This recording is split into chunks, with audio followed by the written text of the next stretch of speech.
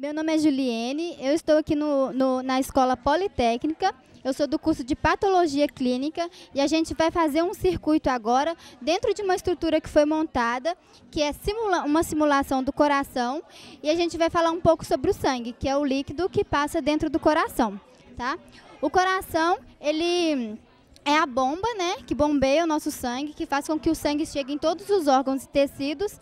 E, primeiramente, o sangue entra no coração pela veia cava superior e a inferior. A inferior não está representada, porém, a gente vai entrar agora pela veia superior, que ela é rica em gás carbônico, em CO2, ok? Então, aqui é a veia cava superior. Oi, eu vou estar aqui falando sobre o coração. O coração de porco, que é o semelhante ao coração da gente, que ele é dividido entre o direito e o lado esquerdo. E ele é separado pelo septo. A gente abriu aqui o coração para estar mostrando as válvulas. As válvulas, como que funciona o nosso coraçãozinho, como que é o nosso coração por dentro. E tem também, aqui tem a veia aorta e a veia aorta e a artéria também. A gente até separou, trouxe separado para estar mostrando onde que sai o sangue, por onde que sai o sangue. Por esse buraquinho pequenininho aqui, ele vai saindo o sangue. E ela vai estar continuando mostrando como que circula o sangue. Olha, aqui nós vamos mostrar mais ou menos o ciclo. Com esse ciclo, nós tentamos mostrar para as pessoas, até mesmo para um leigo, entender que o nosso sangue ele transporta oxigênio e gás carbônico. Ele passa pelos capilares, deixa o oxigênio em todas as células do organismo, pega o sangue com gás carbônico, faz a limpeza do sangue. Entra pelo coração através da veia cava, passa pela artéria pulmonar, leva o sangue sujo com gás carbônico, por isso que ele está azulado, tá? Passa pelos pulmões. No pulmão ele sofre hematose, que é a troca de gases. Ele volta com o sangue limpo, rico em oxigênio, e entra novamente pelo coração. Entra pelo átrio esquerdo, passa pelo ventrículo esquerdo e começa tudo de novo voltando pela veia aorta.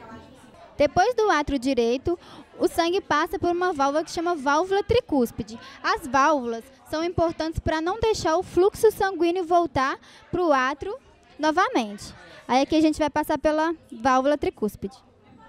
Nessa parte do ventrículo direito, a gente está falando sobre as células do sangue. Aqui a gente tem um pouco representado, nessa parte de cima fica significando o plasma, essa parte de baixo é o sangue com todos os seus elementos figurados, que seriam hemácias, plaquetas, leucócitos. As hemácias participam, né, na coloração do sangue. O sangue fica avermelhado porque nós temos 97% de hemácias presentes no sangue. Os azuisinhos aqui em cima ficam representando também os leucócitos. Nós temos em torno de um sangue adulto de 60% a 70% de leucócitos e temos as plaquetas também que participam na nossa coagulação. Os leucócitos participam das nossas células de defesa. Eles são produzidos pelo baço, né, do lado esquerdo, abaixo da costela, e eles são jogados no sangue conforme a precisão. Se houver algum tipo de infecção parasitária, se houver algum tipo de infecção, né, por fungos, bactérias, naturalmente eles são liberados para fagocitar, ou seja, quebrar esses micro-organismos invasores e fazer com que eles possam ser eliminados pelo nosso corpo. Aí aqui a gente tem representado os leucócitos e aqui também a gente representou um pouco das nossas hemácias, leucócitos sanguíneos, tá? E aqui temos também o nosso soro centrifugado, onde aqui é dessa forma, que ele fica quando vai para o laboratório, e aqui a parte de cima como representado que fica o plasma e a parte de baixo a sanguínea. Essa é a parte das células do sangue. Depois de conhecer o ventrículo direito e um pouco mais das nossas células, seguindo o circuito do coração, a gente vai entrar pela válvula pulmonar. Agora que passamos pela válvula pulmonar, esse corredor representa a artéria pulmonar, onde aqui essa artéria vai se bifurcar e cada lado vai para os nossos pulmões fazer a hematose, que é a troca de gases. Eu sou Maricélia, estou cursando a área da patologia, o primeiro módulo, e vamos fazer uma simulação como é o procedimento de uma coleta de sangue. Você sente a veia do paciente para saber uma posição melhor. Com o garrote, você pressiona a 4 dedos acima.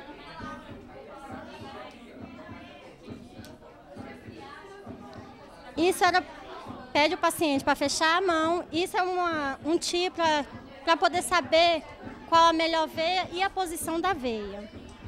Feito isso, você faz a asepsia com álcool e algodão no lugar onde que vai ser coletado.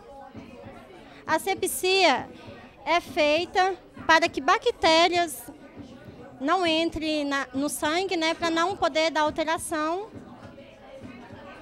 nos resultados. Lembrando que o procedimento são 3 vezes seguidas no mesmo sentido. O descarte do algodão, que é um produto que não é infectante. Você vai pegar a agulha com o canhão, pegar o tubo a ser coletado, colocando, retirando a agulha e levando no braço do paciente. Lembrando que não precisa empurrar todo até o final. Você só coloca, coletou. Se for fazer mais outros tipos de sangue, lembrando que tem que homogeneizar, você pega um outro vidro e continua. Acabou? Homogeneiza, coloca, solte o garrote. Com o algodão, você retira a agulha do braço do paciente, coloca e pede o paciente para poder segurar e abrir a mão. Lembrando que o descarte da agulha você nunca deve fazer no alto, e sim na mesa. Isso para não correr o risco de você se cortar ou se furar. Lembrando que o descarte da agulha, você tira o canhão, que é um produto reutilizado, e joga na caixinha de papelão. A caixinha de papelão sinalizando que é um produto cortante, um material cortante. Isso evitando que outro tipo de pessoa tenha contaminação. Esse é um procedimento de uma coleta. Depois da bifurcação da artéria pulmonar, o sangue ele passa dentro dos pulmões para ocorrer a troca gasosa, onde é trocado o CO2, o gás carbônico, pelo oxigênio. Depois que é feita essa troca, o sangue arterial, ou seja, rico em oxigênio, ele passa pela veia pulmonar. Aqui a gente está no átrio esquerdo, a gente vai falar sobre as doenças relacionadas ao sangue. A gente tem a anemia falciforme, que é a má formação das hemácias, elas são em formas de foice, e essa doença ela é uma doença hereditária. Aqui a gente tem no exemplo o fluxo de sangue numa pessoa que não tem a doença, o fluxo é normal, e a pessoa que tem a doença pode ocorrer o acúmulo das hemácias, elas ficarem presa nas artérias e não conseguir passar, impedindo aí a passagem do sangue. Com a anemia falciforme, as hemácias mal formadas elas podem bloquear a passagem do sangue, ocorrendo no coração o infarto do miocárdio, que é no ventrículo esquerdo. Eu vou falar da obesidade. A obesidade ela é o acúmulo excessivo de gordura corporal, que isso causa muitos riscos à saúde. A obesidade, o ganho de peso, ele ocorre muitas vezes por causa da má alimentação, pela redução do gasto energético e tudo. O gasto energético, ele é causado às vezes, muitas vezes por genética, às vezes por alguma doença. Então nem sempre a gente pode falar que uma pessoa mais gorda, ela é obesa por causa de preguiça, que pode ser muitas vezes por causa de doença, tudo. A obesidade, ela causa obstrução nas veias. Aqui a gente tem uma veia comum, aqui a veia mais ou menos obstruída por causa da gordura, que é o amarelinho, e aqui a veia totalmente obstruída, e aqui não mostra o sangue coagulado, onde o sangue não consegue passar, e isso ocorre a morte do tecido. Depois de conhecermos o átrio esquerdo, a gente vai passar por mais uma válvula, que é a válvula mitral. Aqui estamos no ventrículo esquerdo, onde vamos apresentar uma pirâmide alimentar contra a obesidade. Aqui temos o trigo, que tem que começar a pirâmide alimentar de baixo para cima, para você prevenir contra a obesidade, diabetes e várias outras doenças. Depois do ventrículo esquerdo, nós vamos entrar pela válvula aórtica. Depois da válvula aórtica, o sangue vai passar pela artéria pulmonar. Depois da artéria pulmonar, o sangue rico em oxigênio vai ser distribuído para todo o nosso corpo.